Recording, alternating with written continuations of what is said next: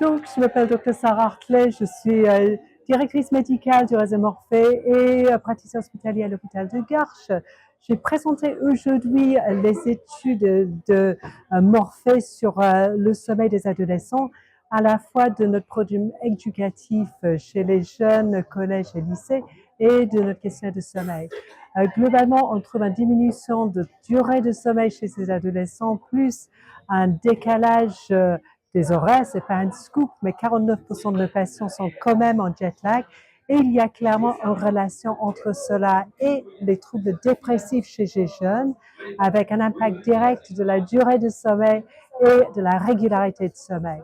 Donc, je conclus qu'il est important que les jeunes dorment plus, dorment mieux, et notamment qu'on pense à des programmes éducatifs pour les aider à choisir les heures adaptés de coucher et de lever qui vont les permettre de bien dormir.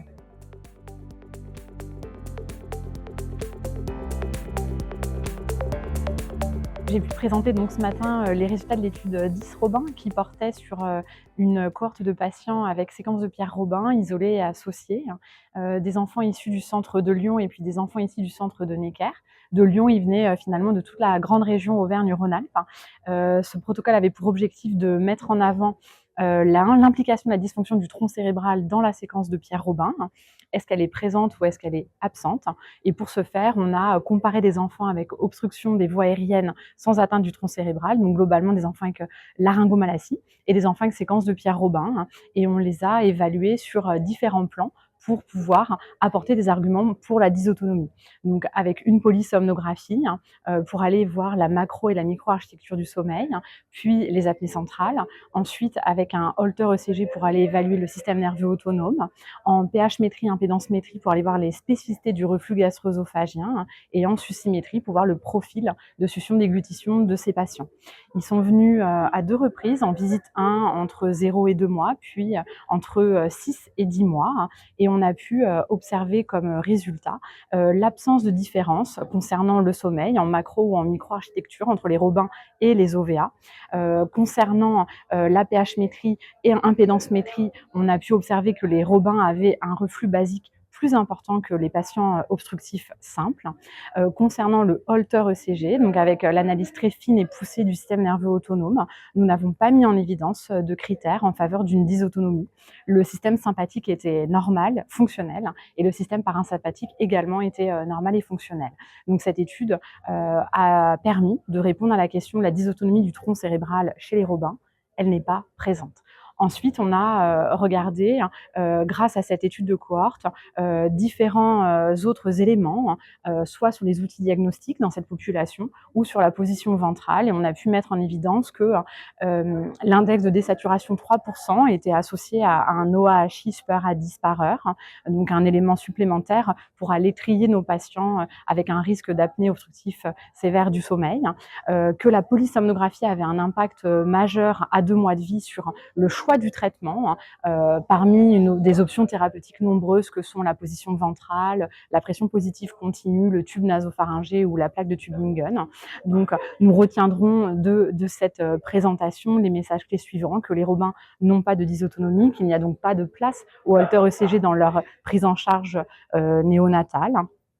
Puis que la position ventrale a un impact sur la qualité du sommeil, mais que le bénéfice n'est pas systématique pour tous, que l'impact sur les apnées du sommeil est également important, mais pas systématique pour tous, et qu'il faut donc pour tous ces enfants proposer un enregistrement du sommeil précoce, au mieux la PSG qui est le gold standard, et puis on a des outils alternatifs comme la polygraphie ventilatoire qui peuvent également nous aider, qui vont nous permettre d'optimiser la prise en charge de ces patients sur les premiers mois de vie.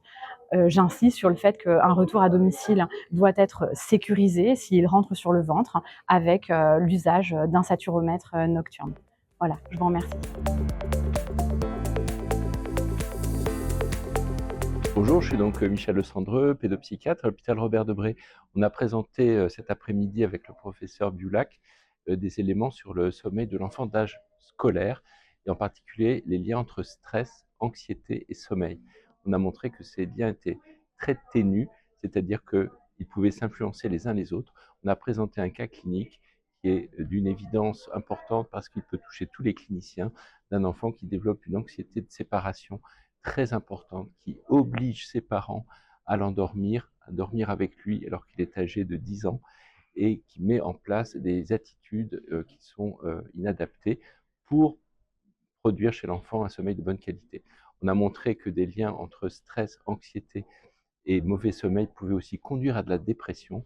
Il fallait donc un repérage précoce chez ces enfants, que des enfants avec des troubles du sommeil installés devaient être expertisés au plan neurodéveloppemental ou neuropsychiatrique, qui pouvaient aussi montrer des troubles du neurodéveloppement. Donc c'est un spectre très large, il y a beaucoup d'études à faire, des prises en charge en thérapie comportementale, en gestion du stress, et aussi des applications pharmacologiques ou pharmacothérapeutiques qui devront être bien standardisées pour qu'on arrive à gérer au mieux les difficultés de ces enfants et aussi des familles, parce que les familles sont très impliquées dans ces troubles de l'enfant d'âge scolaire ou de la petite enfance et aussi de chez des adolescents. Donc bonjour, moi je m'appelle Plamen Bokov et je fais aujourd'hui à la journée du sommeil de l'enfant les actualités sur l'année 2024 dans le domaine respiratoire. Donc je vais parler de quelques articles marquants de cette année, notamment chez le nourrisson et chez l'enfant avec des ronflements. Une étude notamment qui a montré que finalement le ronflement et notamment le ronflement très sonore est plus associé avec les troubles de comportement qu'on peut voir chez ces enfants qui ressemblent au TDAH que le index apnée-hypopnée. Bonjour, je m'appelle Corentin, je suis étudiant entrepreneur et je suis à la journée GSEA. C'est une journée qui a plutôt bien commencé avec des sujets qui sont vraiment passionnants. C'est pas toujours évident parce que je suis que étudiant et ici on a vraiment des experts de leur domaine. Maintenant, c'est quand même super intéressant. Moi, ça m'a donné envie d'en apprendre un peu plus, notamment sur l'étude qu'il y a eu sur la trisomie, d'aller faire la bibliographie pour en savoir plus et ça m'a fait poser quelques questions. Ce qui est vraiment intéressant, c'est qu'on a des professionnels qui sont aussi passionnés et donc ça amène à des débats qui sont fort intéressants.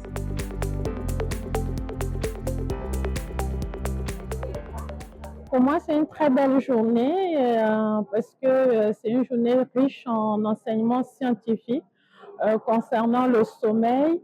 Donc, c'est une journée pour moi où j'ai beaucoup, où je suis en train d'apprendre et je crois que d'ici la fin de la journée, je continuerai d'apprendre. Et l'autre aspect où j'aimerais soulever, c'est que pour moi, je trouve que c'est assez dommage que le sommeil ne soit pas tellement enseigné ou que ce soit dans les écoles ou même aux professionnels de santé et que l'on le découvre plus ou moins en termes de spécialité.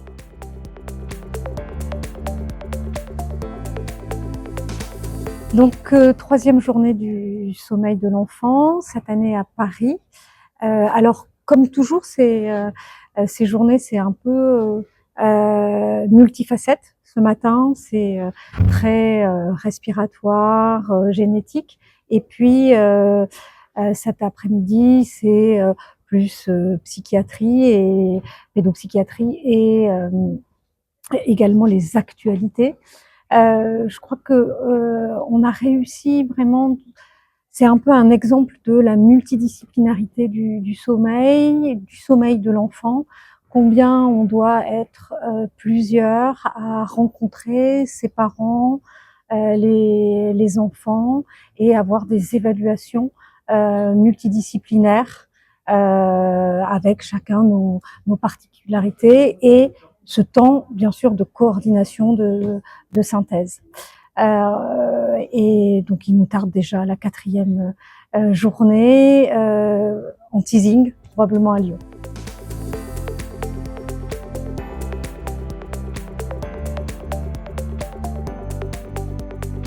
Donc, la journée du printemps du GSEA s'est super bien déroulée.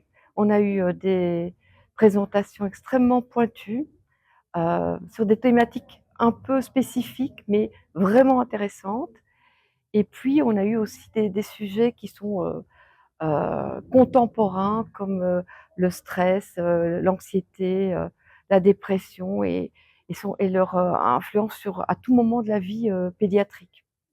Donc j'ai trouvé que le programme était très bien, les orateurs aussi, et surtout que l'audience était attentive du début jusqu'à la fin.